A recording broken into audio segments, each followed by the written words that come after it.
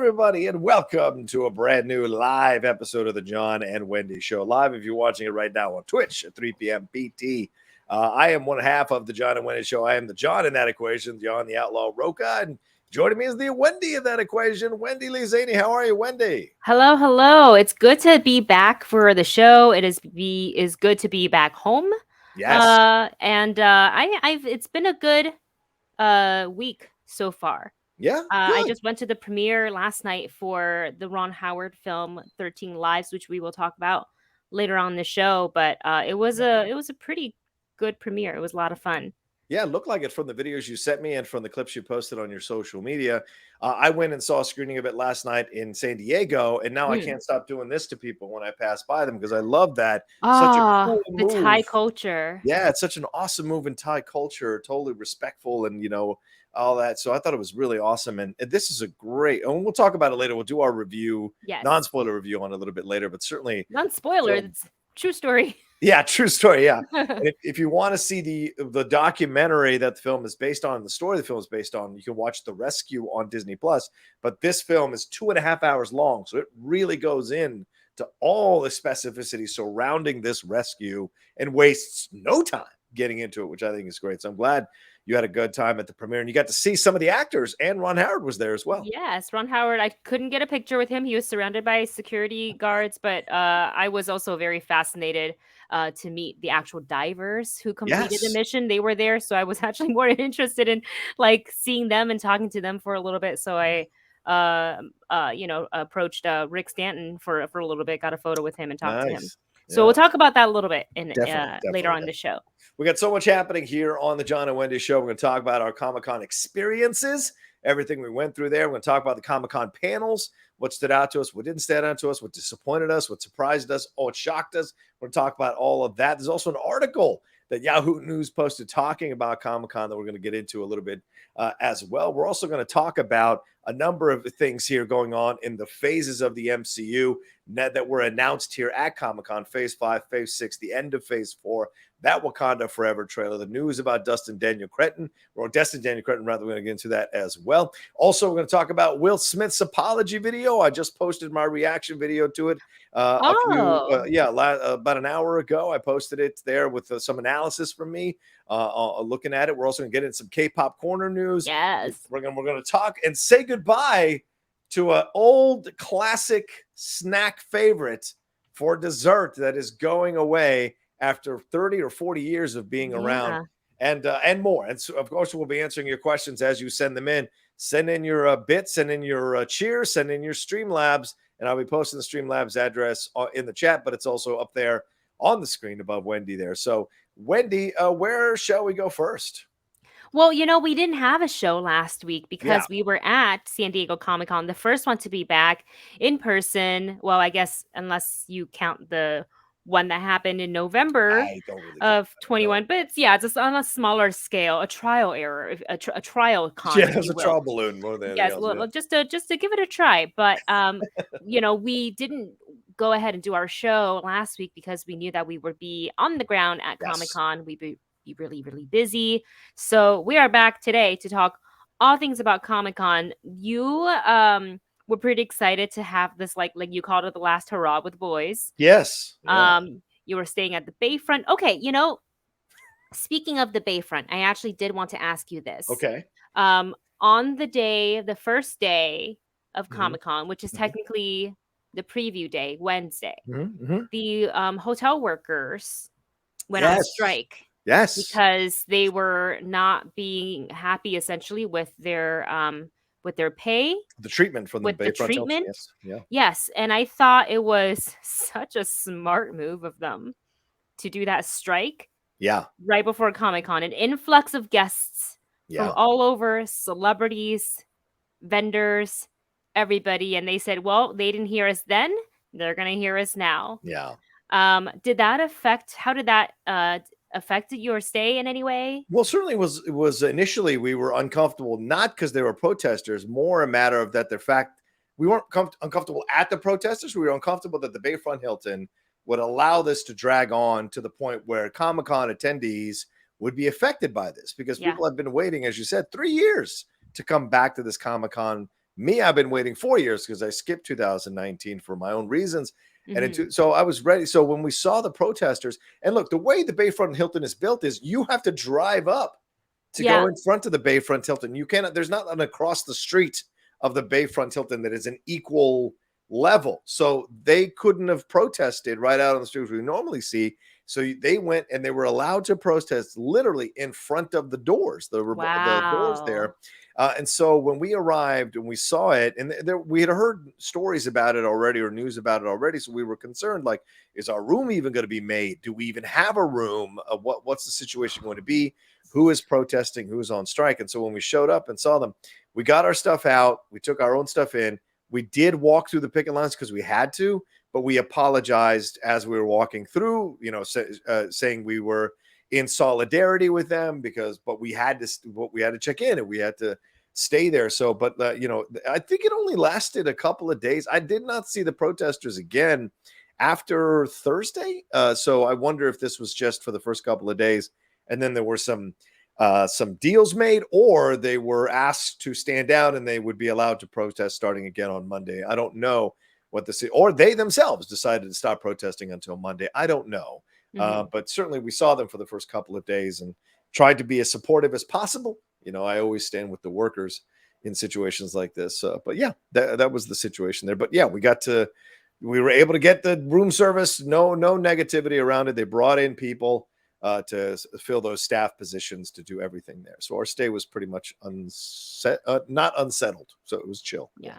So I'm happy to hear that. And Yeah. then to kind of answer your question, Oh yeah. I think the update about why they stopped the picket line after Mhm. a day was, I believe, the hotel reached back out to the union and said Oh, that they would try to strike some sort of a amicable deal. well, there we go. So I'm not sure exactly where that landed, but I believe that is the reason why Yeah. they stopped protesting. So hopefully they were able to reach an agreement that everybody is happy with. Yeah. Personally, for me, looking at it, and you and I stand with the workers Yeah. because we know what it's like, to Yeah. work those kind of jobs in those industry, not specific to hotel, but Yeah. similar. Uh, Absolutely. I don't really think what they were asking was overboard at all. Okay. So I'm kind of sad that this chain of hotels, it's not a mom and pop shop. No. They make The Hilton. tons of Yeah. money, Yeah. and they bump up the prices of those rooms during Comic Con. So Right. they're making a ton of money, and I don't think the workers get a bump because they're working during Comic Con Yeah. Right. when everything is harder. Yeah, and you're 100% right, Yeah. because I looked at getting a solo room just in case anything happened with the four of us staying there. You gotta explore all your possible options. Uh-huh. And it was $800 a night for a single room while you were there at Comic-Con. And now normally it's $238 a At the night Bayfront at normally? the Bayfront Hilton. Yeah. So they had jacked that up. So it was I was looking at $3,200 if I wanted to stay by myself in a hotel room. Who So has that kind of money? Well, people have that kind of money, but I don't executives want go to. I all don't want to day. be spending that kind of money. Nope, exactly. Yeah, Not on a exactly. hotel room. No. We ended up because they do give the discounts, so we ended up saving a lot of money by having the four of us in the room. Oh, good. For Okay. sure. Yeah. So it was not Well, bad at all. good to hear. Look, overall, Comic-Con, I Yeah, think for me, let's go. I don't know if I'm gonna go back for the next one. I might take a break Yeah, for a couple years just to save on money, because it yeah, is an expensive venture to the gas to get down there, the hotel rooms. sure. I am happy to report that Dustin and I did not purchase any food Oh in San wow! Diego. Period. So what, you brought your food? Period. Yeah. Nice. We brought a Congratulations. case of water. We brought our liquid IV, which I am Mhm. still drinking today. We Okay. brought hella snacks. Right. We bought ramen, instant ramen. Nice. There's no microwave in our hotel, so we brought hot water, Yeah. like a little kettle. So Mhm. it would heat up the water. We brought coffee, our own coffee, because like in the Korean grocery stores, you can buy like a pouch of coffee, Mhm. and it's easy to pack. Oh wow. And you just rip it open and you pour it in a cup, and you get ice from the hotel. And Yeah. like we had breakfast. It was just we never bought anything. And plus we were going to parties at night, and that's where you Yeah, get the food. So yeah. that's how we would feed ourselves at night on the nights that we had. And we were only there 2 days, so it's not like we, had to pack a truckload of Oh, right. snacks. Oh, But okay. I felt very accomplished not having spent a single cent for the limited expensive menu No, I mean, I'll tell that you they put this. out. Yeah. I paid for breakfast every Uh-huh. morning, but I skipped lunch and I Mhm. just had my snacks, Mhm. which I was able to do no problem. And then dinner, 3 out of the 4 nights was paid for by certain situations with our crew. So Mhm. I was very lucky in that way. But yeah, I mean, there's a lot that you can certainly spend a lot of money. And I only finally on the last day bought shirts, which I liked. I bought 3 really Oh, nice shirts. So I was cool with it, but I had to wait till then because it wasn't as I'd say overall Comic Con wasn't as exciting as it has been in the remembered it to past. be. Mhm. Yeah, and certainly the floor didn't have as many things to buy that are in my purview as times past. But it was very clear that comic books have come back because in the past I've walked to the comic book area because I like to buy graphic novels at 50% off or whatever and catch up on what's going on in comics. There were a lot of comic book sellers who were selling mint condition comics there Woo! in the case with the official verification for people to buy. So I was really surprised at how many of those there were available. So that tells me, just like the card collectible thing has come back with NFTs and all of that, Yeah. so has comic books in terms of appreciation and value. So I thought that was really great to see for me personally. Yeah. Yeah, absolutely. And I agree with you. Like there were things that I enjoyed Yeah. looking at on the floor. Certainly the big displays, so some of the stuff that's Yes. interactive, really cool. What they did with Funko there, it was called like Funkoville. It was just a Funko was whole awesome. quarter. Yeah. So cool. Yeah. Definitely wasn't trying to get a ticket to get in line to get a Funko. Like I tried once, and this one nice man, I was just having a conversation. He's like, Yeah. "Well, I'm not supposed to do this, but let me give you a ticket." This was back in 2018, Oh yeah. 2017, something like that. And I was standing with Dennis. So this was back in the Collider days. Yeah. And he hands me a ticket, and I was like, "What is this?" And of course, like me being clumsy, the ticket falls on the ground, Oh and no. a bunch of people crowded me immediately and like was trying to palm and get that ticket Get out out from of the here. floor. Yeah, and he was like, "Back up, back up." I gave it to her and her only. And I looked at him, I was like, "I don't want it." I gave it to Dennis. He bought something. Yeah, it's Over a crazy. pop? Over a pop. Yeah, people get crazy up in that place for sure. My Yeah, God. the They're just like pump. vultures, like, Oh, ready. yeah, it was like Black Friday. As soon as you open the doors. Yes. If you touch it, it's yours. No, it gets crazy, and certainly the Funko Pop was like the lines were big this time Yeah. around, and There were a lot of lines, but there what were is a lot of Comic-Con? lines. What is Comic-Con without the lines? Exactly. I mean, Line for the you have to be bathroom, there. line for the food, Yeah, exactly. line to line. You don't know what line it is, you just stand in it because it's a part of Comic-Con. Yeah. That's one of the But joys of living yeah, across the street from Comic-Con or staying across. You don't have to use the bathrooms at all. Just walk across the street and head on up to the hotel room. It's yep. Or perfect. or know where to go. People want to stay on the floor. Yeah. People want Yeah. to crowd certain bathrooms, and I'm like, there are so many. Yeah. If you just understand the geography, just do a little bit of research. Yeah. Yeah. If you follow the right blogs, there's so many helpful blogs out there Totally. with Comic Con. People post things all the time. It's like they're doing their heroes, you Yeah. know. Um, Yeah. I had I was actually worried that I was going to have to stand in a long line to get the badge because of the COVID bracelet. Right. You have to either provide a negative test or a full vaccination record in order to get the COVID wristband, which is Oh, yeah. orange. And if you didn't have that, you couldn't pick up your badge. You couldn't do activations, even if you weren't, a badge holder. Right. Like there was a lot of that going on. I was very worried about the line because I did see on the internet and from friends like, "Oh my gosh, the line is so long. It took me 2 hours." And I was like, "Oh, Yeah. I don't want to stand in line for 2 hours." So we went, and what I realized was there was a bunch of maps on Yeah. the website and reposted by my friends, which is how I saw it, that there is not just one check-in spot for the wristband. Yeah. There were 5 to 6, and there was also one for ADAs for the disabled. So like, Right.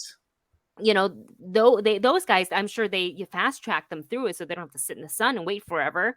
Yeah. So I picked the closest. So what I did is instead of going the one, I think a lot of people were at the one in front of the convention center Yeah, by the right in front gas of Hall lamp. H. Yeah. Yeah, because it's like an easy walk to Sales Pavilion, right? Yep. To get your badge. And I Yep. thought, well, I'll just Uber and get dropped off at the hotel that's furthest away, which is the Grand Hyatt. Right, the Grand Hyatt. Yeah. And right next to the Hyatt is the Marquee, and they had one. Yep. And I was like, oh, just go stand in line in that one.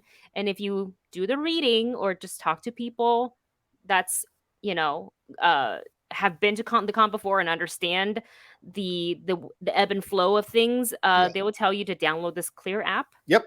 It's free. You Yeah. just upload your info, driver's license, or whatever kind of an ID, your vaccination record or negative test.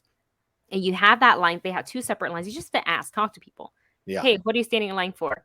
Oh, this is the line to get the COVID bracelet. What's that shorter line? That's also the line for the bracelet, only if you have the app. And I'm like, goodbye. I got my bracelet in less than 5 minutes. Too many people complained about stuff that if they had done a little bit of research, they'd have had knowledge about it.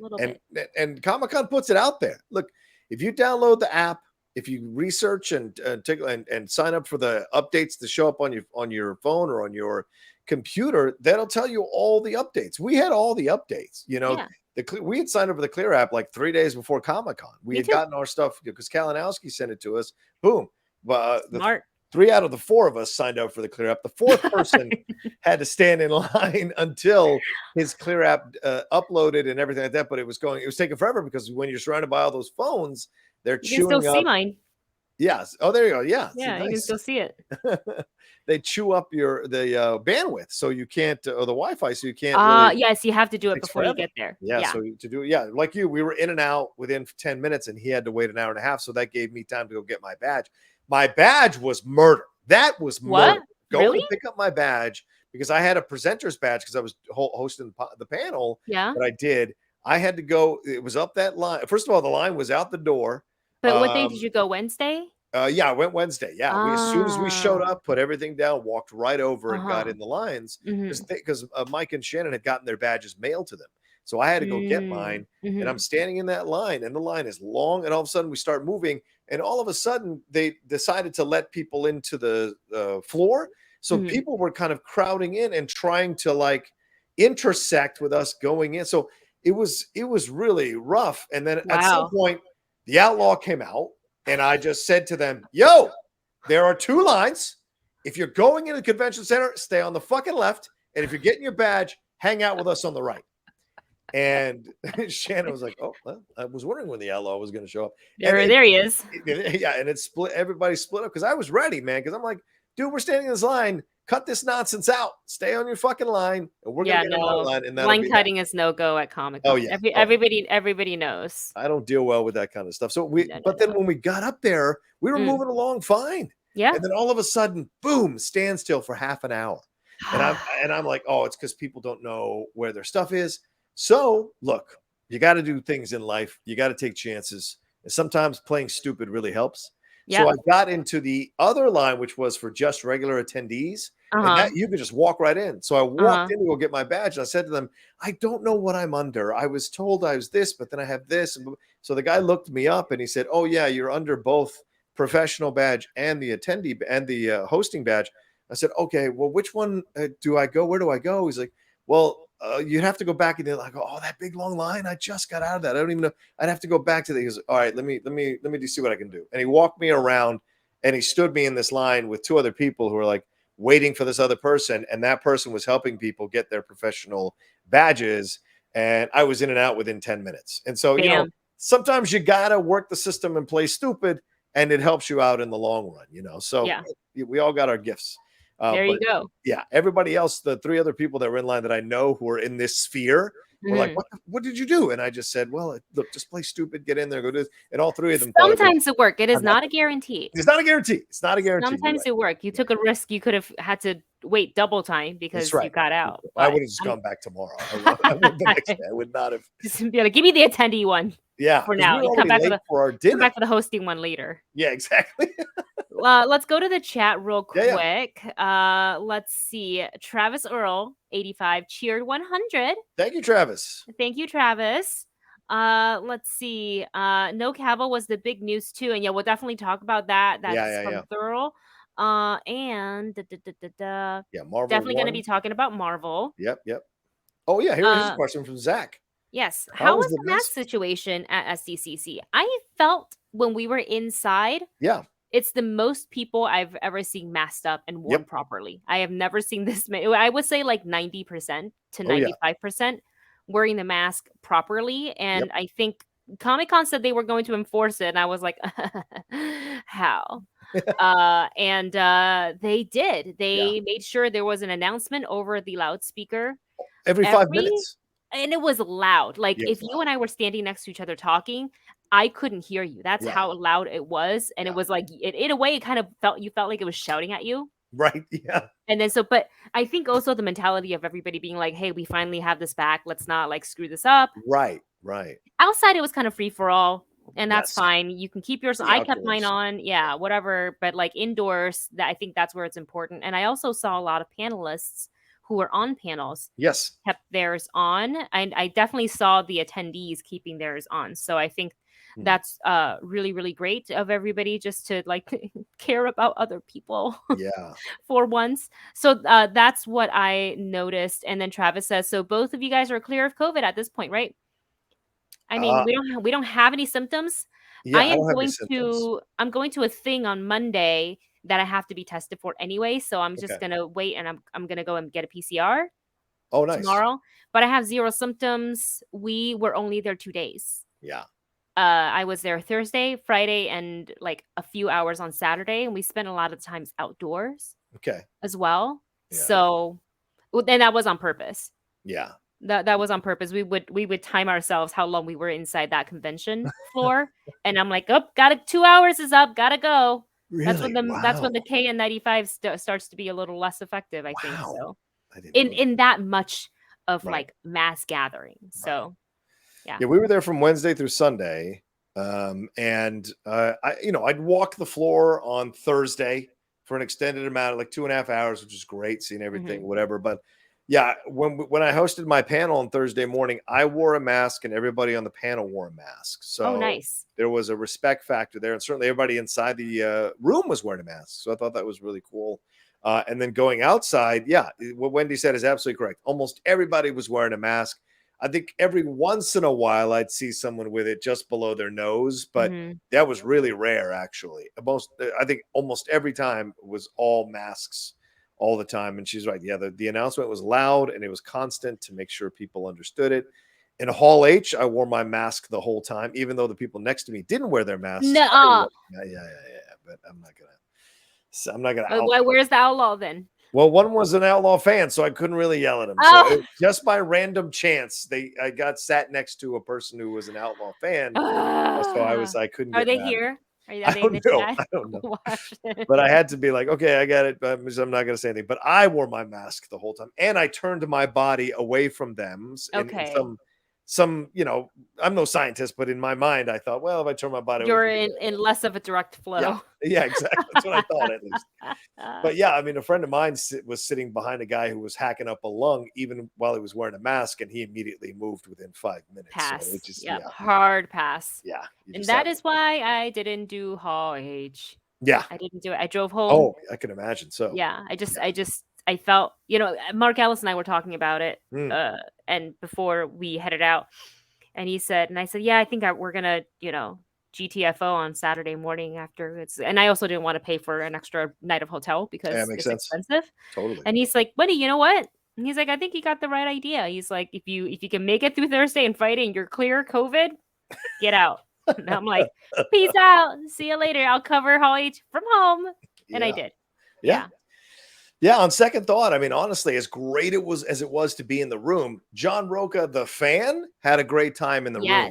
John Rocha, the YouTube channel owner, thought maybe it should have been better to get back home and cover the panel, because my girlfriend was in town with friends having lunch and was done around 3 or 4. I could have left with her, gotten home, and set up my stuff. You could have the panel. You could have not live stream because there was nothing to live stream, but as things were dropping, you could have been talking about it. I could have been reacting to the trailers as they were dropping. Sure. But That's the thing, and this was by the time it was over on Sunday, I really had a long conversation with myself afterwards. Like Mhm. in the future, if I still have the YouTube channel going forward and maintain it, which I hope to do, I've got to be much more mercenary about this, which is like, maybe I can't go to all these panels, but I can cover them and cover the trailers as they drop and all that. Like Yes. the Dungeons and Dragons trailer, I did not cover that because we were other panels. We were hanging out having lunch with my friends, and I should have done a trailer reaction for that. Yeah. Who knew that thing was going to have 16 million views by Saturday? That was insane. I Dude, thought it was going to be never underestimate D&D, man. Yeah, you're so right. I mean, we went to You the would know, you installation. played. I know, you're right. You're right. We went to the installation on Wednesday night, which was really fun, but I had no idea that it was going to have that kind of a reaction from people. So Yeah. in the future, lesson learned, but in the future, I've got to think more as YouTube creator and less as John Rocha fan. So that's the unfortunate, consequence of it. So, but yeah, it was a really good time overall. It wasn't as full as I remember it being. It wasn't as crazy as I remember it being. And people seemed to be really happy to be back doing it again. That's what I noticed joy, too. right? Did you notice that, Wendy? Yeah, just people were just smiling just to be back in that, seeing friends, looking at cool cosplays. Oh, I cosplays think were great. so I think that's kind of what I really enjoy being around, just seeing people truly enjoying themselves, not trying to be dicks about things. So I enjoy that. But let's dig into this article because I know we have other things to talk about. This show literally is not going to end at Oh my 4. God, have we been 25 minutes? Oh my God. I know. Let's Sorry, dig into guys. this one. Let's take this article here from Yahoo News here, Wendy.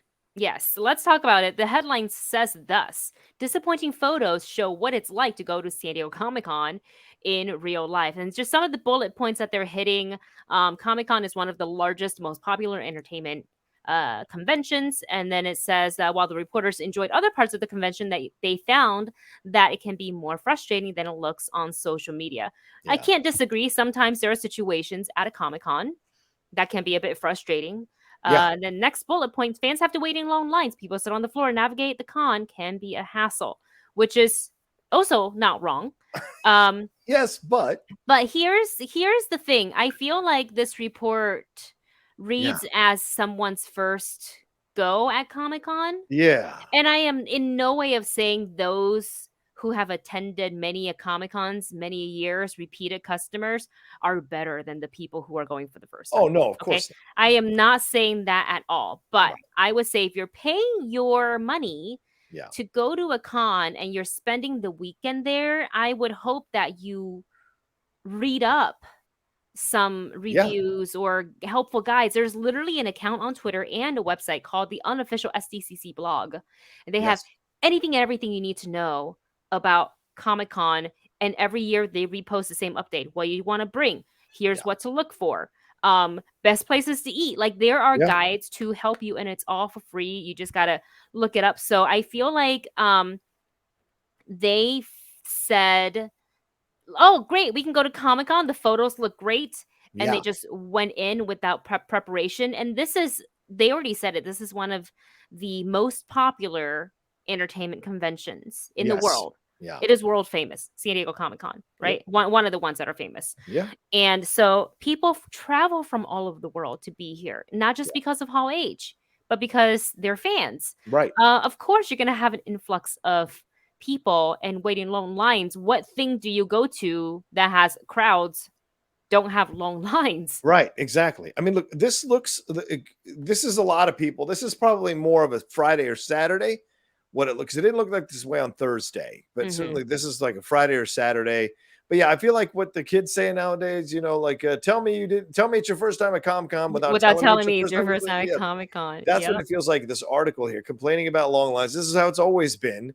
These long lines to get COVID. Look, the tent's over here, and I get that looks like a long line, but I mean, I've seen people stand in concert lines longer than that to go see a concert. So it's not that bad. And what they don't tell you in the article is that on the right side, the clear line was a much quicker way to get through. So all these people who are in this line did not download the app for Clear, which was made very clear, for lack of a better term, and on also the Comic-Con website. So, and also to add to that, the various events that you have happening at Comic-Con, whether it's the Her Universe fashion show, the panels that you are on, the activations that are outside of Comic-Con, have all said in every single Mm, email that I got as an attendee and as a press member, you have to have the wristband. Here's how to yeah. do it. They linked it. Yep. They had a map. They showed one point of like the COVID wristband distribution. There were 5 to 6 Yeah. Yeah. bullet pointed for you. Yeah. But I do want to focus on the next photo that we're looking at there. Which That is orange yeah. wristband is the COVID wristband.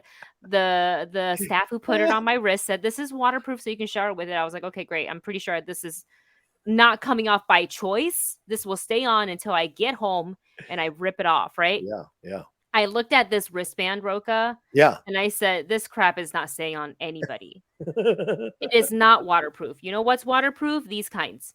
Yeah, those are the waterproof ones. These Yeah. I love because you literally can't come. I'm not going to adjust it, but these you can only make smaller and not bigger. Yeah. These are the ones that, not this exact one, but this type is what they gave us at Star Wars Celebration for COVID wristband. Yeah. 100% waterproof because it's fabric. Yes, exactly.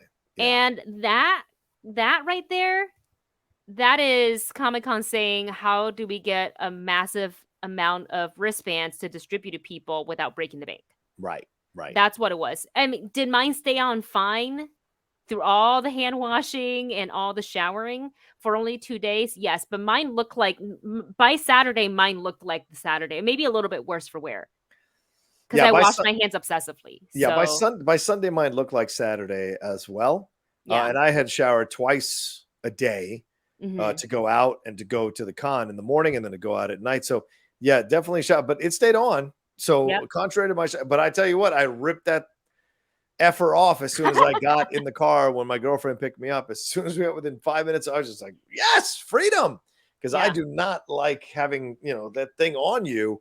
It is uncomfortable and unsettling, but it got you into all the panels. It got you into Comic-Con, and the staff checked. Yeah, the staff did check. Absolutely. They really did check. In fact, Dustin and I, on our last day, which is Saturday, we're like, let's do another like hurrah around the convention floor. See if we wanted to buy anything. I ended up buying an Ahsoka bucket hat. It's reversible. Right. Super cute. And there's this woman walking in. She's got a badge. I don't remember if it said attendee or it wasn't. You know how press had that extra like tag on the bottom? Yeah. So it wasn't anything like that. And I couldn't, because she was holding like a whole full tray of Starbucks. Yeah. But they stopped her because they said, you can't scan in. Where's your COVID wristband? Yeah. She also says she showers twice a day and it had fallen off. And I looked at her and I looked at Dustin and I said, this, I call bullshit. Yeah.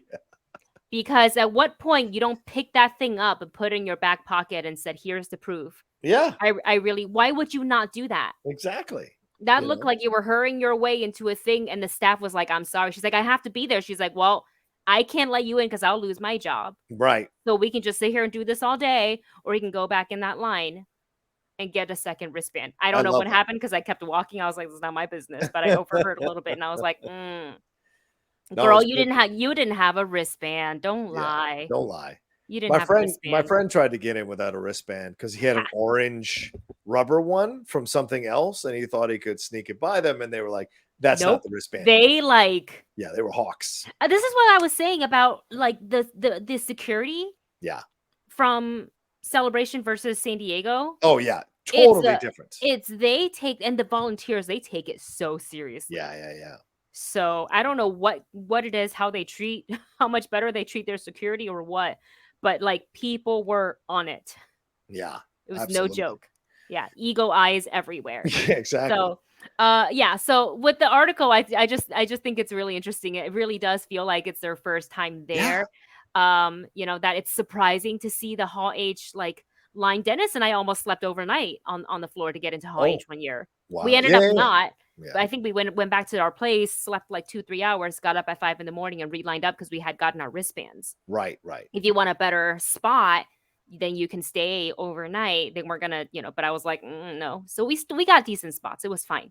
And then I want to go towards just like the very end of this article. Yeah. About the swag line. So what the swag line is when you are in Hall H presentations, it could be Friday, Saturday, or Sunday. Not all the panels, but a lot of them do. They will hand out swag tickets. Yeah. And they're just like little, those like little raffle tickets that you get at the carnivals or whatever. And you get one per panel. Let's say you go and you sat through House of the Dragon panel. they'll say everybody gets this awesome poster, limited edition, or everybody gets this awesome, like Kevin Feige's hat, right? For like the Multiverse for Saga. Marvel. Instead of handing it out there, they're like, oh my gosh, you can go and pick it up let's just use that as an example. Right. So it's funny that they say in the article here, you had to make a 12-minute trek outside the convention center to the back of a hotel to trade it in an unsuspecting room. So it's 12 minutes. When did we go get lazy? It's really not that long of a walk. Maybe you and I, because we're theme park people and we have to trek through crowds, so maybe because we're human beings, Wendy, and we walk to things and we don't want everything handed to us. This article was so it infuriated me a little, not really, but it bothered me a little bit. And go ahead and take it off the screen. Yeah, like 12 minutes. I mean, what's 12? And it's not like 12 minutes during walking through like factory infested alleyways. It's a beautiful walk by the water with those lovely ships. Or you can walk the front, which is you could take the marina route. Yeah, you could take the marina route all the way there to the Hyatt. And standing in lines. I mean, that's a standard operating procedure. Anything you go to, because guess what? 130,000 people go to Comic-Con. And so, yes, the Hall H line was insane. Yes, the Abbott Elementary line on Sunday was big because all the activations. All the activations had lines. Probably the only complaint I had was the lack of access for smaller press. Right. Like us. To gain access into a lot of the activations. Other than Dungeons and Dragons, they were very welcoming. And they were like, come on in, don't worry about it. Right. They were great Dungeons and Dragons. Yeah, they were really great about it. We had a great experience inside that.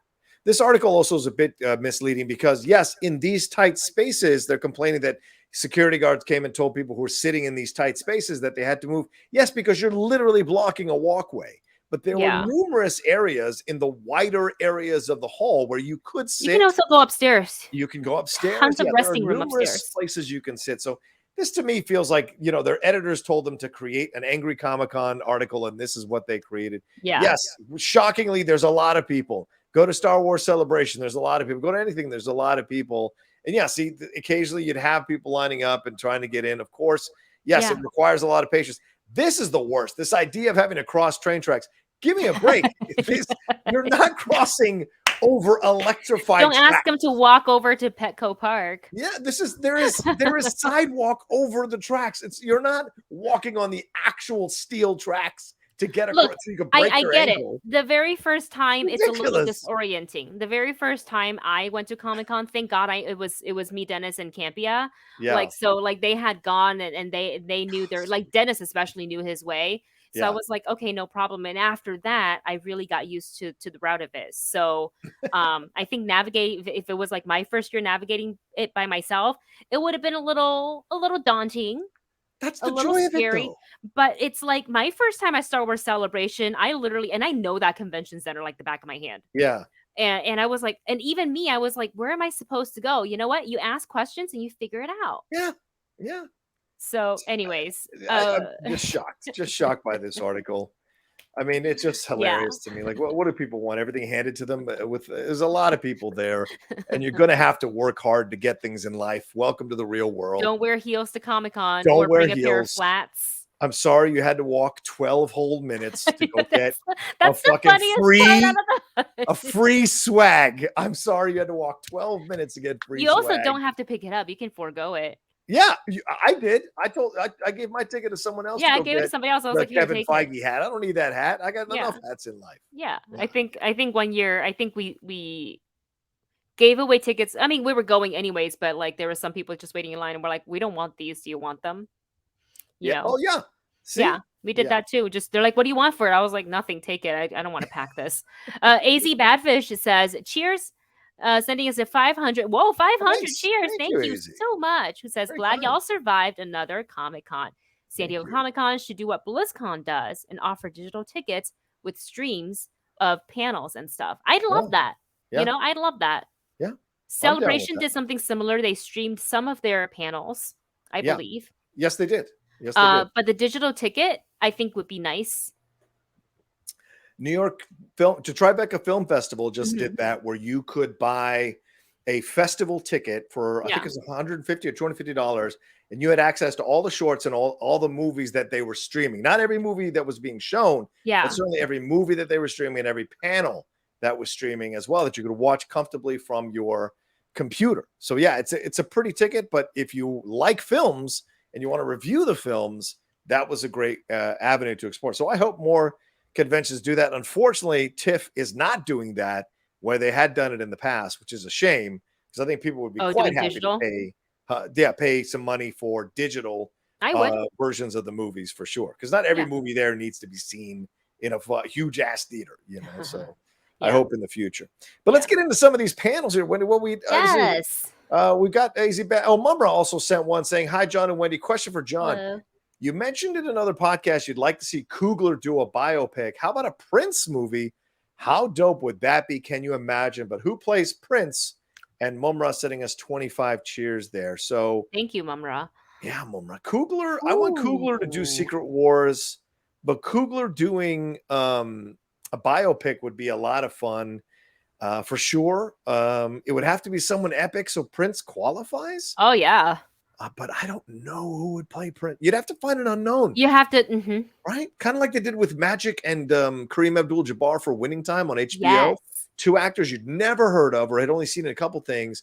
They came in and they were great as Magic and Kareem. So you got to find that actor that nobody knows to come in and can absolutely convey the essence of Prince. You know, so I haven't seen an actor yet, a young actor nowadays or an actor in his 20s who could convey that Prince thing for me. They got to audition them.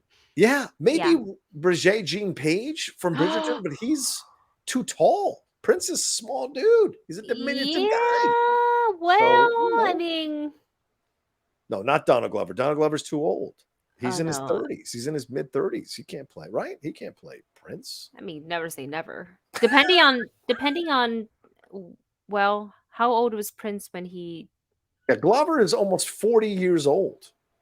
And Prince was how old? Prince died when he was young. How old? 50. He was born in 58 and died in 2016.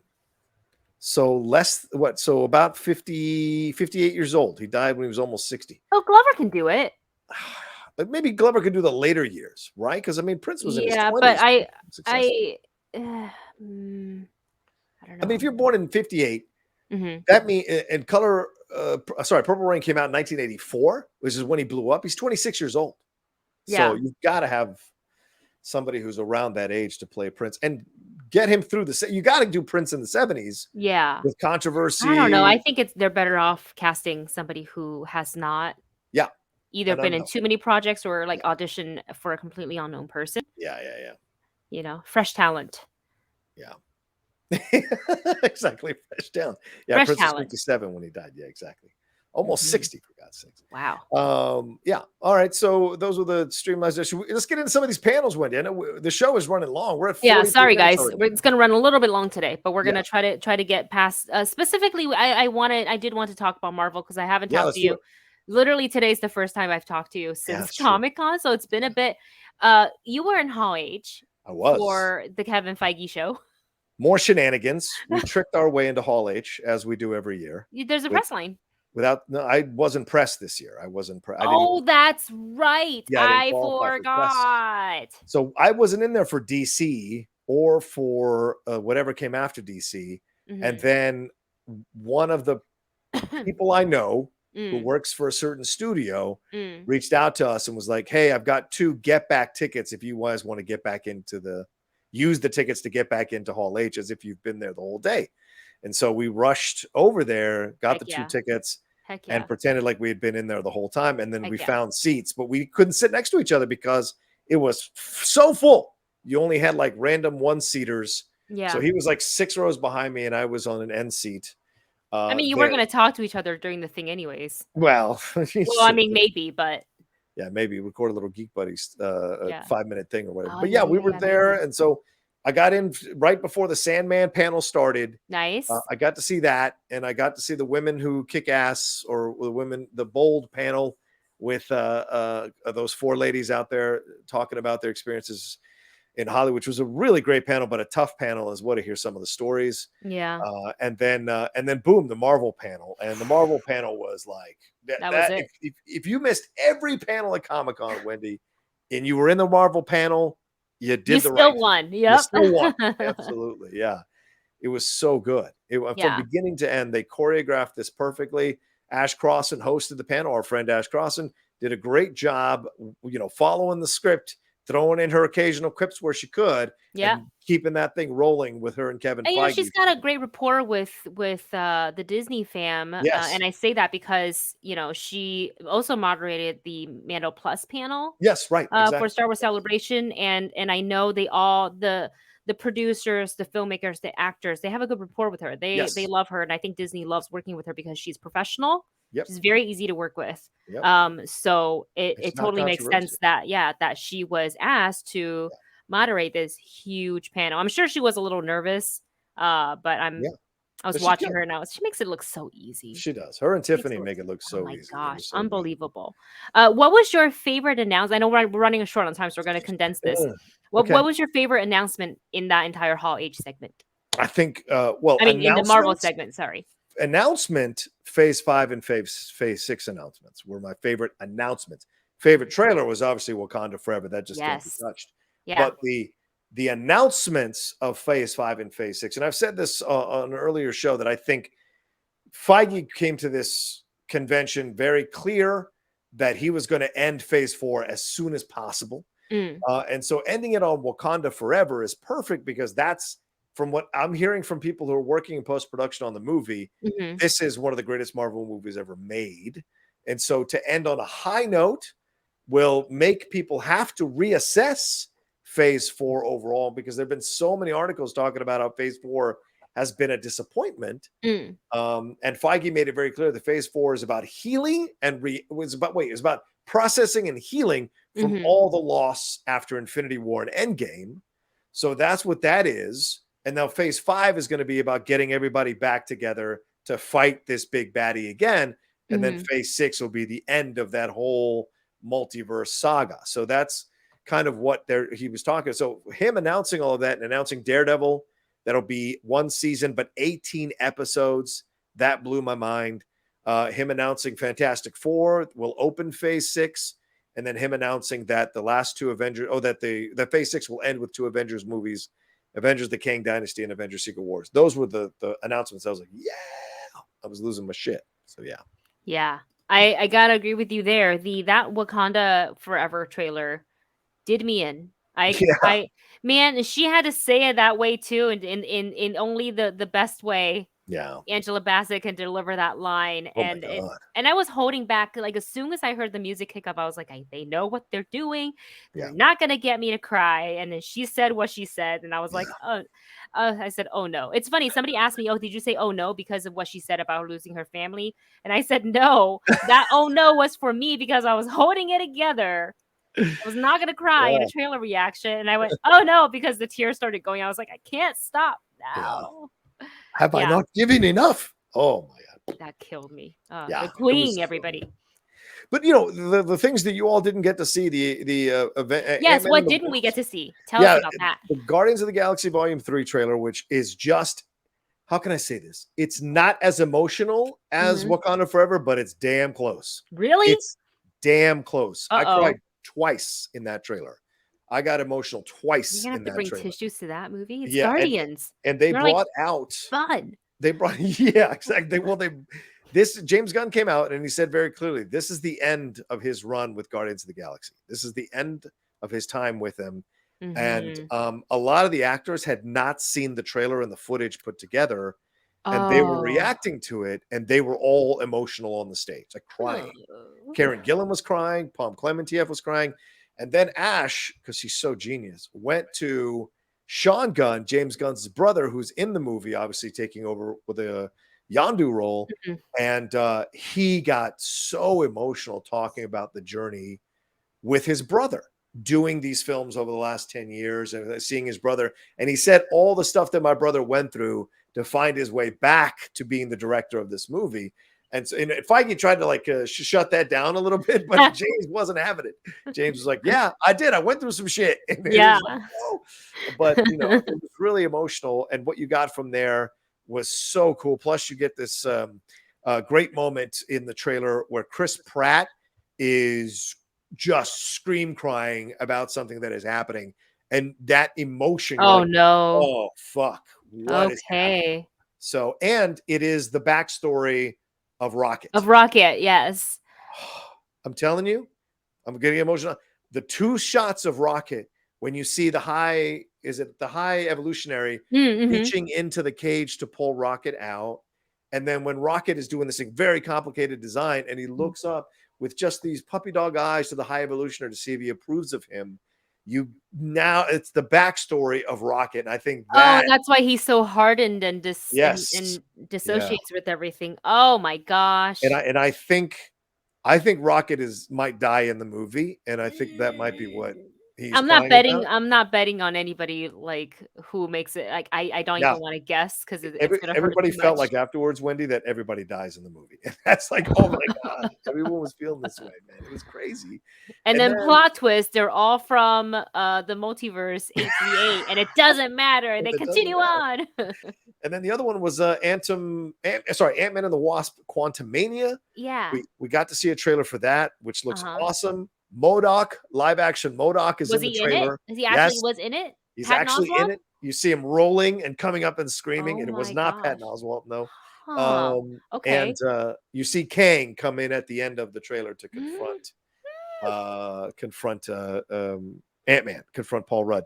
So it looks pretty awesome, and everybody is there. Like Michael Douglas and Michelle Pfeiffer, they're all there around the table talking about stuff and figuring it all out and what they have to do. And so it's going to be a cool adventure with all 4 of them on it. And then they showed us a minute of Secret Invasion, like a minute teaser trailer of Secret Invasion, which looks fucking awesome. It looks like that's the show. Yeah, the show that's coming, and they pushed it to next year, but get ready because that is the closest thing we've had to Winter Soldier since Winter Soldier. So it looks awesome. So I think they had to get through phase 4, and now we're going to get some really kick-ass shit in phase 5 and phase Literally, 6. you and I were talking about this before the show before Comic-Con, that why phase 4 seems, some people are calling it directionless or whatever. And I said it was all set up.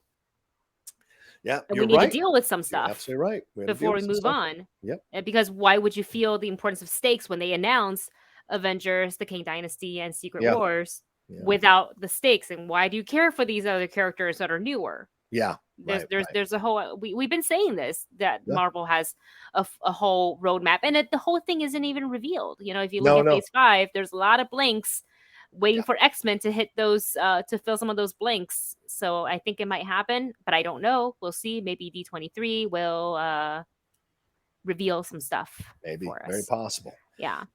Zach Mendoza says the crazy thing is Kevin Feige still has more left for D23 Expo too. Yeah, maybe. Yeah. Yeah, heck I'm sure he does. Yeah. And then real quick before we get to thorough on Fiction's cheer, just want to say we have a director already for Avengers: The Kang Dynasty, and that's going to be the same director for Shang-Chi, Destin Daniel Cretton. Super excited about this. How do you feel? I love it. I think it's great, and it makes me think that Shang-Chi is going to have a bigger part in this than maybe we would have guessed before. And that gets me excited. By the way, Simu Liu was at the EW party. We were at the EW party on Saturday. Oh, cool. He was there, yeah. He was great. I did not push my way to get a picture with him. So I was weird about that. Maybe I should have, knowing now that he's essentially going to be. Oh, he's like super, I think he's like really chill about taking photos. Everybody says he's super nice. Yeah. But M'Baku was there, Winston Duke. And let me tell you, when Winston Duke came out for the Black Panther panel, everybody in the audience started going, hoo, hoo, hoo. They were doing all the gorillas, the chants there, and he responded back in his voice from the movie, which was awesome with his accent and everything. It was great. But anyway, I think, Destin Daniel Cretton's a great choice. I mean, he's got the sequel coming. He's got the Wonder Man series coming. And now, clearly, the Kang Dynasty has been assigned to that. So to me, that makes me think Shang-Chi is going to essentially be like the Tony Stark of this phase, where he's going to be a huge essential part of everything that's happening and will be popping up in multiple movies as well. And that's exciting. That's very exciting. Yeah. It's very exciting. And then since we're talking about Destin Daniel Cretton, he is also directing a show that's going to be on Disney Plus outside of the Marvel verse. And it's called American Born Chinese. Oh. Yeah. It's based on, I don't know what I did with the book. It's Okay. somewhere. But it is based on the graphic novel of the same name. Oh, And okay. it's sort of three different stories in one. Ooh. It deals with, a kid, American born, Mhm. Chinese, born of basically a product of an immigrant family like you and I, Yeah. and reading his, is going through some teenage life stuff, family stuff, Wow. and he reads this graphic novel that has the folklore of the, about the Sun Wukong, the Monkey King. Oh, yes, the Monkey King. Yeah, Right. Daniel Wu is playing the Monkey King. Oh, Yeah. that, And Michelle Yeoh is also involved in this, and oh, she is nice. playing Guan Ying. Guan Ying, I don't know how to describe her because, like, if I translate it directly, she's like this like saint Okay. being. She's not really human. She was a princess, and she sacrificed her like to kind of like elevate herself to a higher being, and she's known to be Right. like the kindest being. Yeah. I have to do more research to see how I can translate all of that what I know from Mandarin into English. So maybe I'll come back. But Yeah.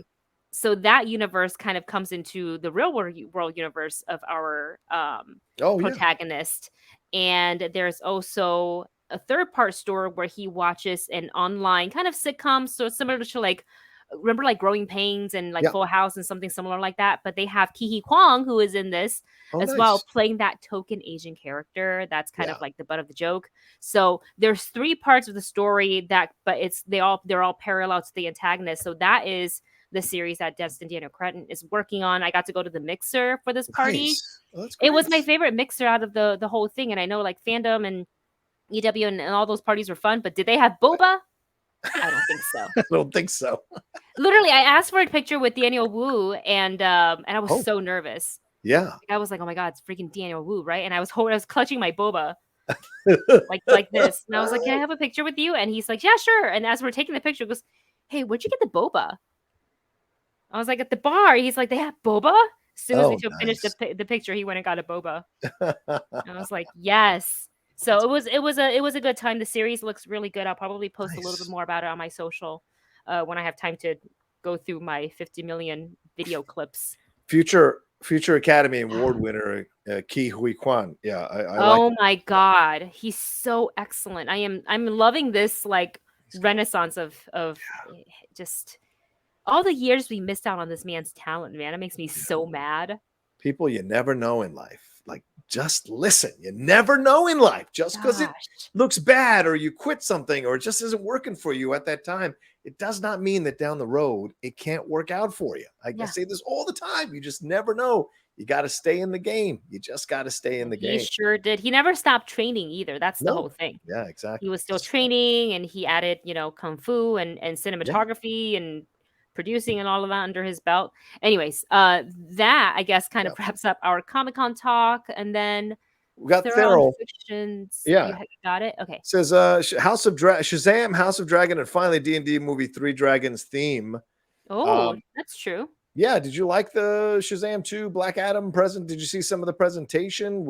Did you enjoy that, or did you feel like DC maybe dropped the ball a little bit, or do you think they'll be saving stuff for DC fandom? What do you think happened there? Are they if they're still having a DC fandom this year, then yeah, it makes sense for them to be holding the big cards because they want that to debut on their own platform. And Right. it's that whole thing is so well produced by DC Yeah. fandom. Oh, I so actually much fun. love watching it. I was a little not like disappointed in the Black Adam stuff because I think the trailer is cool. Yeah. I just wanted more. And no, it's not because I was expecting Henry Cavill to show up. Yeah. I wasn't expecting That that. I was know never that was the rumor. I was just kind of like, look, if it happens, then I'll scream about it. It's gonna be right. great, Right. right? I like scream of joy, not like because I want Henry Cavill as super, but I wasn't betting on it to happen because it Right. seemed like a really big thing. I did like the Shazam trailer. I Yes. thought the tone kind of matched the very first one. Yeah. Stakes seems to be a little bit higher. The Sisters of Atlas was debuted in this trailer. We hadn't seen them in any of the material before. So watching Helen Mirren and them putting in that Fast and Furious joke Oh my with God. her, I was like, I feel like that was Zachary Levi Yeah. improvising. Well, also, if you notice at the beginning of the trailer, in the pediatrician's office, Mm. there's Oh, Annabelle. the Annabelle doll sitting there, which is a great David F. Sandberg reference. So Yeah. that was hilarious. So Yeah. It was fine. The trailers look good to me. I'm very excited for the 2 titles. Yeah. I'm not like, whoa, this is the best ever, but I am very excited about it. We've been looking forward to those films forever. I think Yeah. we've been looking forward to Black Adam for seriously a very long time. So So as The Rock, yeah. Yeah, so I can't wait. I mean, he looks so good He does. as Black Adam. I cannot wait. So yeah. I think MK Sonberg nails it. DC doesn't announce anything at Comic-Con. Then a studio lot tour days later leaks Affleck coming back for Aquaman 2. No, this is 100% correct. This is what makes it frustrating. And I had a friend who I know is on the inside reach out to me and tell me how that came about. And when we're allowed to talk about it. Studio tour? Yeah, it was on a studio tour. I thought it was on Jason Momoa's Instagram. It was, but someone was on a studio tour and saw Affleck on the set, and so Momoa got ahead of it. So yeah. Why would you not protect? Oh no! Yeah, I don't know. Oh man. Oh no. So, but who knows? I don't know. DC, I don't know. Zaslav is going insane in there, cutting all the show. They just canceled the Gordita Chronicles, which is a shame. So it's just like, wait, yeah, I loved it. It came over about an hour ago on Variety. They just canceled the Gordita Chronicles, which is a shame. A lot of people really like that show. Yeah, so. I felt like it spoke to Yeah, we didn't have a character in a show like that. Right. About I wish they'd stop canceling stuff. I wish HBO Max. I mean, they canceled Made for Love. They canceled Gordita Chronicles. I'm upset. Stop canceling stuff. What a bummer. That was a really good show. Yeah. Still is. Go watch it. Exactly. All right. Let's go ahead and move on to the next segment. Yeah, let's do it because we're running out of time. We got to steamroll through this. Let's do it.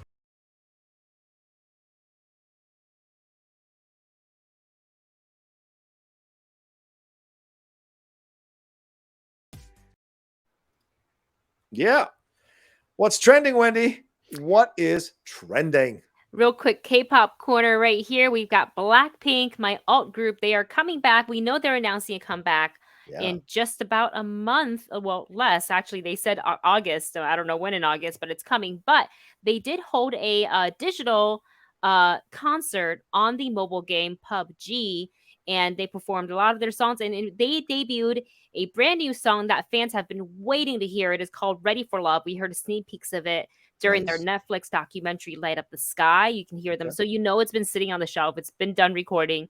Right. They finally released it via this concert. And just last night, they, or I guess early this morning, because I think it was midnight or something, they announced and released a music video for it. But it's not your regular music video. It is actually all digital. So they were kind of like Avatar video game characters. Yeah. But it still looks really, really cool. And I think it goes in line with how they released the PUBG concert. So very exciting to just have a new music video and new music out from my fave girls. And then in the other side of the K-pop world, J-Hope from BTS is set to perform in Lollapalooza this weekend. He is going to be performing his latest singles from his, I don't know if it's an album or mini album. I'm going to call it an album, Jack in the Box and Arson. So if you just even look at a picture of J-Hope, who is just always happy and happy-go-lucky, smiley guy, and this music is so on the other side of his duality, it is insane. It's dark. And it really, because you're thinking like K-pop at a Lollapalooza, it doesn't fit, right? Right. But if you listen to just like 30 seconds of Arson, you get it. It totally fits. It's very dark. It's rock. It's so opposite of what I know of him, and I think the fans are gonna have a great time. They are streaming it on Hulu, so if you have Hulu, you can actually watch it, which is how I plan to do it. Nice. Yeah, Zach Mendoza says that in the comment as well. It says, I believe Lollapalooza will stream on Hulu, so everyone watch it. Ooh, okay. Laura Siri Cool's got it scheduled already on her phone. I was with her last night at the 13 Lives premiere, and she's like, look at this J-Hope stuff. So we're ready, and I can't wait to see. I know that as soon as he was announced, the tickets sold out. Yeah. For Lollapalooza. Wow. So yeah, I can't wait to see him perform because, like, as a solo artist. Yeah. Not that he's quitting BTS. They're just, doing their own thing right now. But no, that doesn't happen. In Korea, it's different. It's different. than how it is here. A hiatus doesn't mean breakup. Okay, Wendy. No, no. It's really different. Because see, groups put Yeah. together here, Yeah. it's not selected through a training program that you Right. like. So these members, they have this brotherhood that's unbreakable. Mhm. They've already fought over stuff. They've Right. already worked out their beef. There's no more beef for them to work out. They've already grown past that. They're a Okay. family. So, Right. I think that because of like, if you look at any K-pop trainees and you have them talk about their trainee days, Yeah. doesn't matter which group, love them or hate them, they all cry about it. Yeah. It's a hard time for them. I'm sure. You know, you put through can't it. do this, you can't do that, you can't eat this way, you can't wait a certain amount. Yeah. You get sent home. Like, it's hard. Yeah. So, and that's why I say it's different when it comes to K-pop. I mean, you know, if their contract is up and they choose to not renew, then that's their own thing. But Right. Separate situation. yeah. They just got to grow as individual artists. And do their thing. I get it. Yes. Mumra here with a cheer, 15 cheer. Thank you, Mumra. Says, I get why they didn't showcase the Flash and Aquaman with some of their stars controversy, but why no Batgirl or Blue Beetle talk at the DC presentations? Yeah, I agree. Oh yeah. There wasn't, and no mention of Joker 2, no mention of Batman, a future for the Batman, if there's a sequel coming or anything.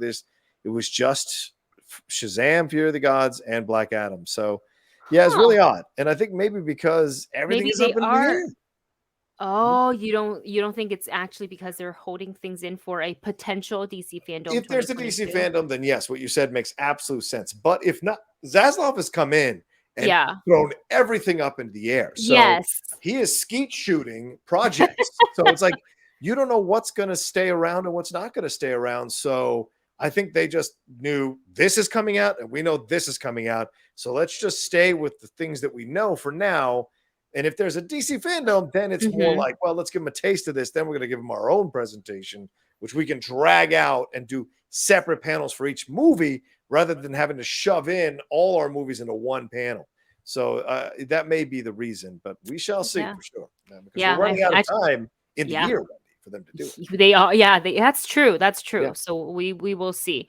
And we'll, keep you guys updated right here on the show as well. Yep. Let's move on to the next two topics really quick. I really do want to talk about 13 Lives with Rocha. Yeah. So let's talk about the Will Smith apology video. You said you did a reaction to this. I did. I did a reaction and analysis. It's a 24-minute video. I watched, I gave about a 3 or 4 minute intro.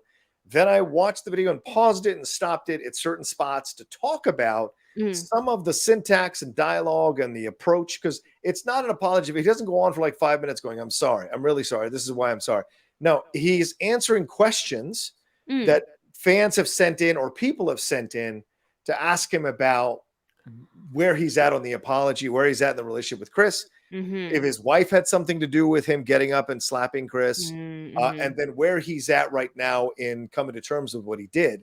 And I get why people feel this way about Will, but I also feel like we're going way too overboard because no one is asking this of Ezra. And arguably Ezra did worse by throwing a chair at a woman's face.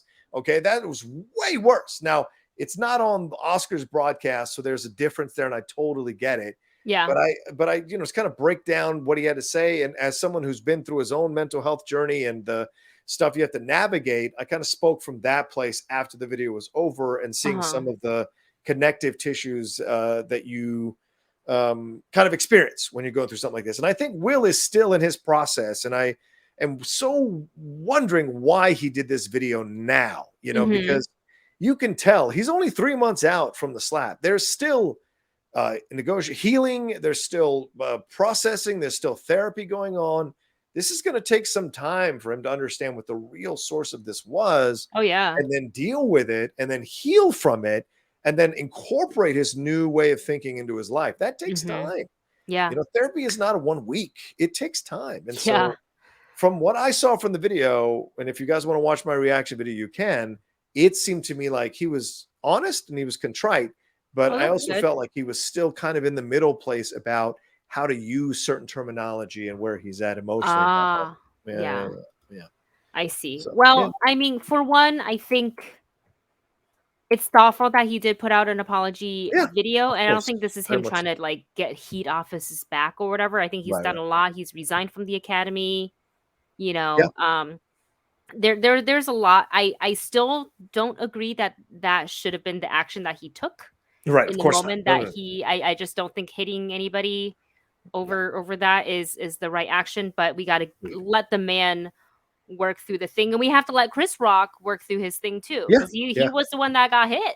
yeah. Yep, Regardless if he's talking about it on the comedy tour, yeah, people work through it differently. He's not coming for Will yeah. in No, his thing. He's talking about his experience, and right, Will's talking about his experience. right. So I imagine it's a bit therapeutic for Will to talk this through and to Mhm. answer some questions. And I think it's a lot to process, and I Yeah, think that moment is going to be living in his head for a really long time. it'll be in his obituary. It'll be in the Oh first boy. few. Sadly, it's in the first few lines of his obituary. There's no way it isn't. There's no Yeah. way it isn't. Yeah. Unless he So solves cancer. There's no way. Even then, they'll say even then, people don't want to let it go. no. People don't want to let it go. And I get into that in the video because I say, like, we have to. I know a lot of people reacted very strongly to this, and I get that Yes. you're allowed to react as you see fit. But by the Yes. same token, if we call this man out for what he did, and Hmm. this man hears you and starts the process of therapy to deal with stuff, we also have to create grace and space to accept and cheer him on as he navigates this stuff and comes to terms with it, because all of us got our shit. And so if you're going to go after Will, you better be the cleanest, most morally most great Yes. moral. You've never messed up a relationship. You've never said the wrong thing to your family, to any member of your family. You never Yep. said that horrific shit that you weren't supposed to say. You never pushed Hmm. their buttons on purpose. Too many people want to judge somebody and not remember that they've got their shit too. Oh yeah. Okay to judge, but then by the same token, you've got to create the space to let that person Absolutely. learn and get better. And if you don't, then you're just using them for your own reasons, and your criticism means nothing. Well So, said. yeah, Yeah. just point it out. So Yeah, I hope his video maybe brought some more, I hope not so. clarity, but yeah, Yeah, maybe a little bit of closure, so closure. Yeah, he can move on and start rebuilding yeah, that friendship or relationship, or get to some sort of space with yeah, Chris Rock. yeah, Because I yeah. think they both work in the industry. He's got to work through it. I imagine he's not going to be doing acting on Yeah, camera yeah. for a No, I little think he's bit. gonna. Yeah, I I think think he's he gonna needs to chill out for a focus little on bit. him Yeah, for a little while. But I want to. I only watched it once.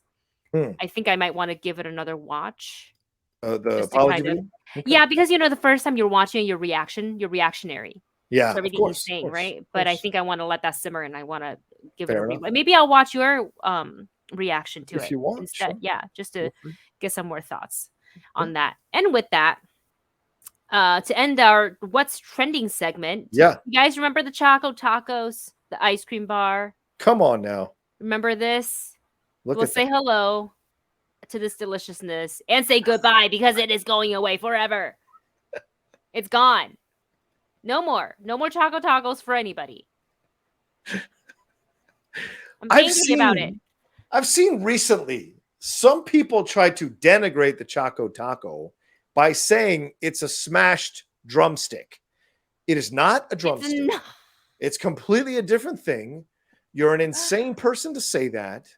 I did not like drumsticks the way I liked the Choco Taco. So it is a shame to see Yeah. it going away. I think it's been 40 years it's been around, Wendy. It's in multiple decades. Yeah. Multiple generations of families have enjoyed the Choco Taco, and now it is going away. Do you It is going know away. the reasons why? Have they said, is it not selling?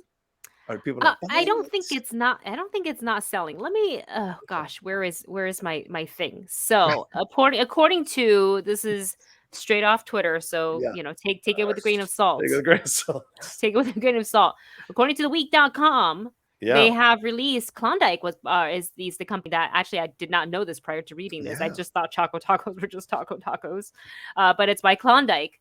And they're saying on their website that it is halting its production of the Choco Taco, which Wow. is what you see the picture of there. And it Yeah. says this: over the past 2 years, we have experienced an unprecedented spike in demand across our portfolio and have had to make very tough decisions to ensure availability of our full portfolio nationwide. A necessary but unfortunate part of this process is we have to sometimes must discontinue products, even a beloved item like Choco Taco. How dare you? There's other things in the Klondike family that you can get rid of that I know nobody. I always see more of those on the shelf. Why don't you get rid of those? Right.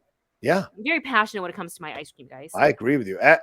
Eater said in their eulogy, for some people, the Choco Taco, a sugar cone shaped like a taco and stuffed with ice cream, was synonymous with summer nostalgia. It was arguably among the best options at any well-stocked ice cream truck, alongside firecracker popsicles and ice cream sandwiches. I will never take an ice cream sandwich over a Choco Taco.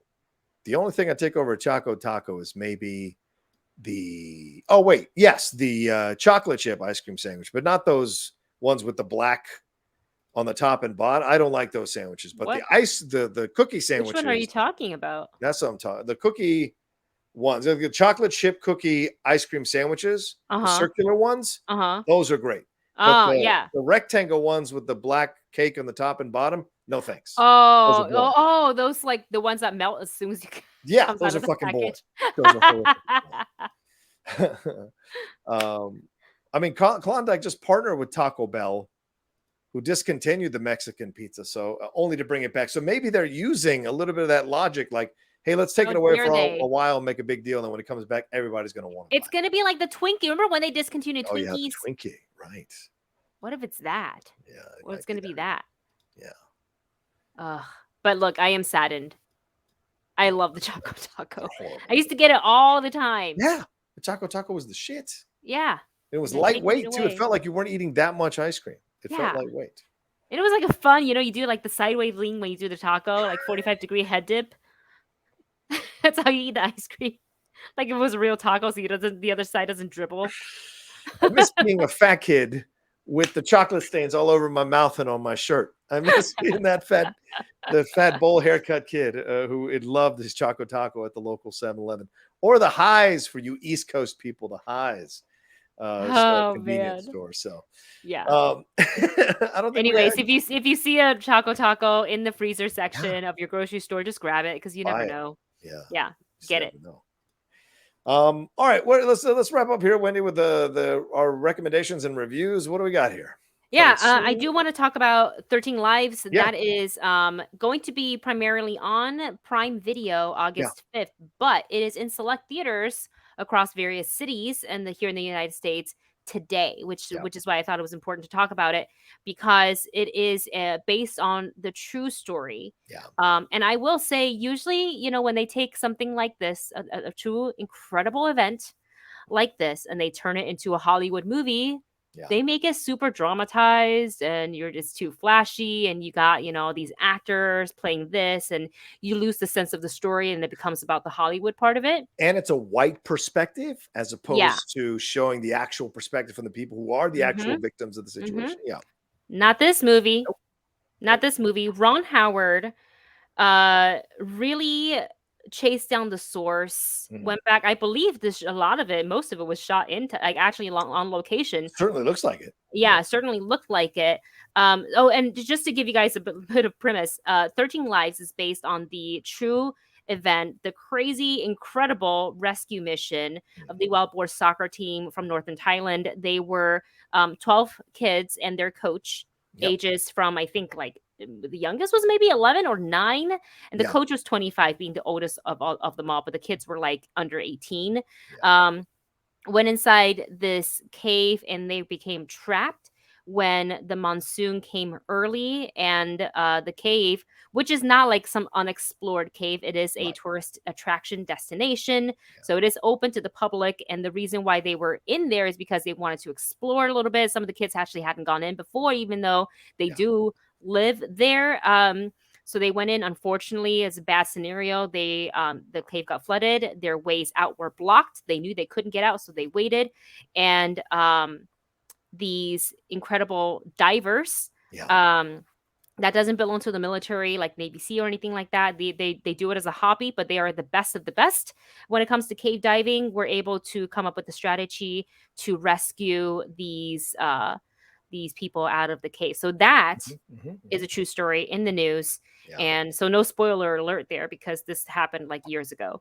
And this is the story that Yeah. they're retelling in this. And I really appreciate Ron Howard going above and beyond for including as many Thai talent on Yeah. screen and off screen as possible. I believe the cinematographer and one of the producers, they're both Thai. A lot of Thai actors Yeah. in this film as well. A lot of Thai being still spoken Yeah. in this. I went to the premiere last night, and usually Dustin's my plus one automatically. But for this one, he had work and he wasn't going to be able to get off in time to make it out to this premiere. Right. And two, I thought how cool would it be to bring Laura Sirikul, who is Thai, to get her perspective on the film, because this is obviously a very close thing to her because it happened to her in her hometown. Right. So she had a great time. She was really happy with the film and the way they portrayed everything, from the authenticity of like the language and how many Thais were in this movie. So really incredible. I got very emotional watching it all over again, even though I knew the ending. If you follow the news, if you watch the documentary, you know the ending. Yeah. But I still got choked up at the end. I was like, why am I upset? Why am I not upset, but like, why am I emotional? I already knew how this was going to end. Yeah. What about your thoughts on the film? Yeah, I loved it, and I really had a great time with it. And I wasn't sure what to expect. And initially, I was like, okay, we're going to get this really in-depth exploration of these divers and what led them to this moment. And no, not at all. It's much more an in-depth exploration of the culture, of what was going on with these kids, of their families, of their parents. This is stuff you didn't see too much in the documentary.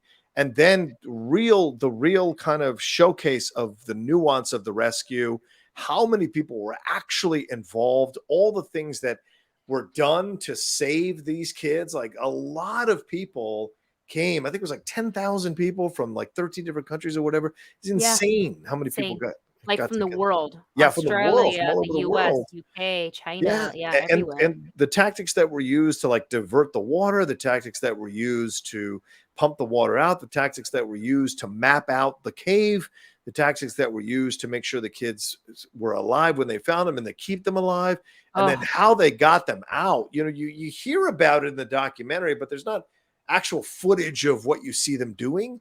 And when you see it in the movie, you're like, oh my God.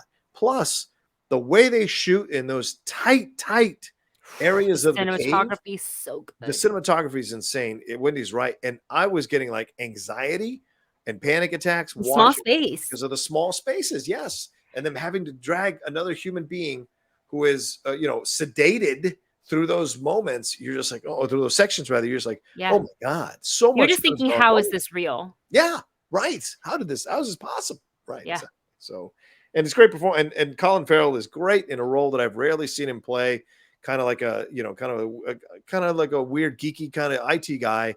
And then you have Viggo Mortensen being more of a hard ass. And then when when Joel Edgerton shows up, he's fantastic in the film. So everybody, and the Thai actors, you say, Wendy, they're all great. They all add the authenticity. You sense their emotional journeys as they're going through the movie.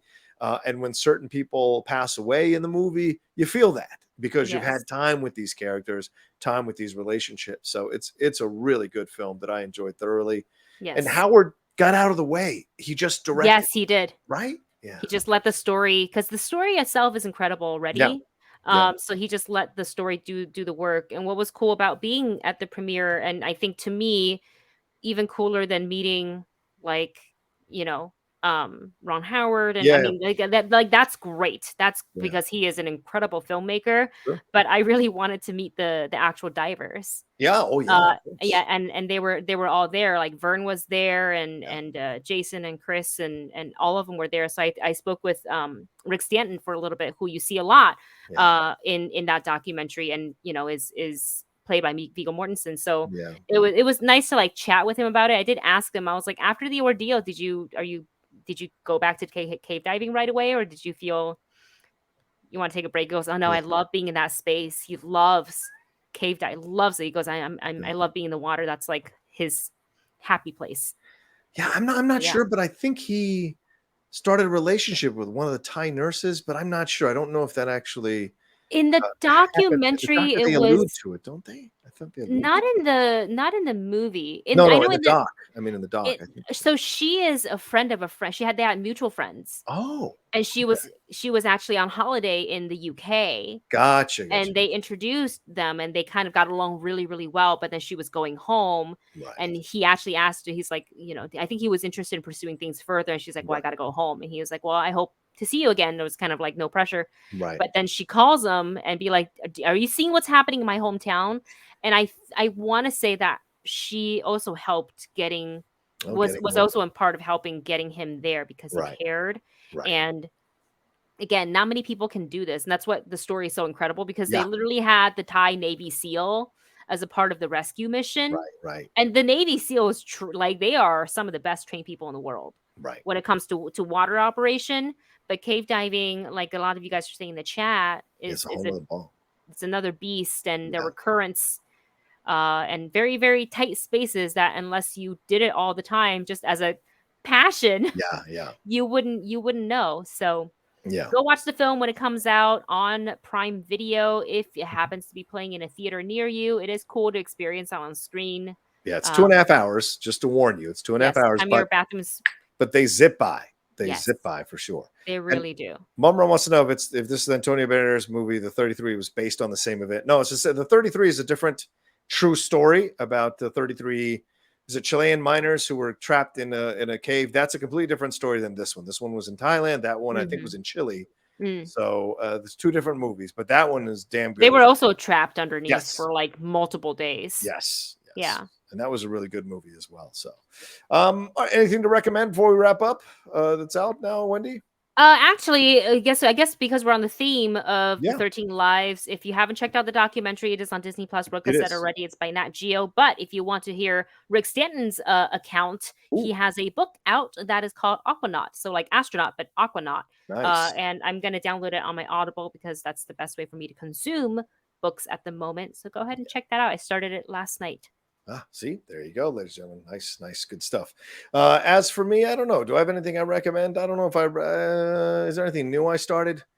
No, I Yeah, is there haven't. anything? What did you do after Comic-Con? Did you just like stop taking in, stop consuming I turned because it was everything too off. much? That's what I did. I turned everything off. Good for you. Yeah, but I'm just watching shows that I watch now. I mean, Old Man's about to wrap up, so I've got to catch up on that. I'm still working my way through Umbrella Academy, which I'm enjoying. Nice. What else? And there's a couple other things we're watching, but nothing big that I can recommend at this point. So not yet. But I'm about to watch that Industrial Light Magic Ooh, show that I did yes. 6 episodes, which is out now. It's real good. Yeah, everyone loves it. But I am watching The Captain, just to make a sports reference, which is the 7-part documentary about Derek Jeter. Episodes 3 and 4 dropped last night, so I'm definitely going to be watching those at some point. Mhm. So that's my life right now. All right, let's I get like on it. out of here. Wendy, any final words, and where can they find you? You can find me all over the internet at my name at Wendy Lee Zaney, or on YouTube, the Movie Couple channel. We've got a couple more videos Nice. coming out that I'm still editing from Comic-Con. We've got we'll have a trailer reaction for Blonde. Just haven't had time to actually Oh, be yeah. home with Dustin. Been really busy after the Comic-Con. So, but yes, check out some of those new videos. If you want to check out the D&D Tavern experience that was at Comic-Con, we Oh, filmed yeah. a mini vlog for it. So Cool. go ahead and check that out. Cool. There you go. As for me, you can follow me at The Rocha Says on Twitter, Instagram, and TikTok. The Outlaw Yeah. Nation on Twitch. As you see right now, as you're watching right now, if you're watching it later on YouTube, you can watch it there. As for YouTube, if you want to follow me on YouTube, youtube.com/John Rocha Says. And then big announcement. We have moved the Geek Buddies off of Anchor. We are now on the iHeartRadio network. They reached out to Woo! us. And next week, I will be moving all the Outlaw Nation podcasts over to the iHeartRadio network as I move my base of operations away from Anchor and onto iHeart. Wow. And I will be moving Strong Style into its separate feed and the Hot Mic into its separate feed. So for right now, that's the plans for those podcast versions. So, but yeah, much love to the people over at iHeart for reaching out to me and wanting to transfer my content to their platform. So we shall see how that works out. Congratulations. Thank you. Thank you. We shall see. All right. Y'all take care of yourselves. Be well. And we'll talk to you next time with another brand new episode of the John and Wendy Show. Have a great weekend.